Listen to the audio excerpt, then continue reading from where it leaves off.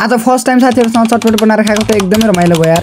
आज चाहिँ मेरो दिनको सुरुवात हुन्छ साथीलाई भाडा मजा आएर अनि हेर्न सक्नुहुन्छ मेरो हातमा चाहिँ सब्जीहरु छ। यो सब्जीहरु चाहिँ हामीले खास काट्नु पर्ने हुन्छ हैन पखाल पुगुल पारेर। अनि त्यसपछि चाहिँ मैले सब्जीहरुलाई राम्रोसँग पखाल पुगुल पारे हैन टक्क त्यसको बोक्रा सोक्रा छिल्का सिल्का फालेर आफ्नो रुमतिर लागे हैन। म रुममा गएर चाहिँ फर्स्टमा मैले प्याज काट्न थाले हैन। एकछिन ट्याक्क प्याज काटिसकेपछि थाहा भयो यो चाहिँ मेरो काम हैन भनेर गाइज। त्यसैले म त्यहाँबाट हटे हैन। यहाँ त दिउँसै रात परे जस्तो छ है गाइज।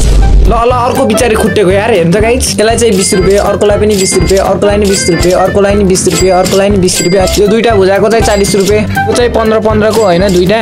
आज चाहिँ म सबैजनाको दिमाग चेक गर्छु है त गाइज। अहिलेसम्म मैले भनेको सबै पैसाहरु जोडेर कति हुन्छ कमेन्ट बक्समा लेख्नु होला है त। ल अब ढिला नगरेर चटपटे बनाउनतिर लागौं। एकछिनमा चाहिँ हामीले भुजा चाउचाउ दालमेटहरु सबैजनालाई हालेर चाहिँ एकदमै मजाले मोलिम हैन मायाले।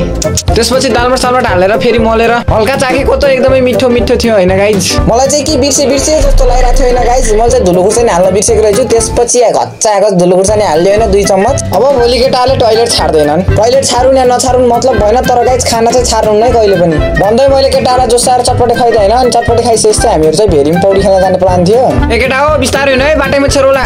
एकछिनमा चाहिँ हामीहरु गफसफ गरेर आफ्नो गन्तव्यतिर पनि पुग्यौं हैन।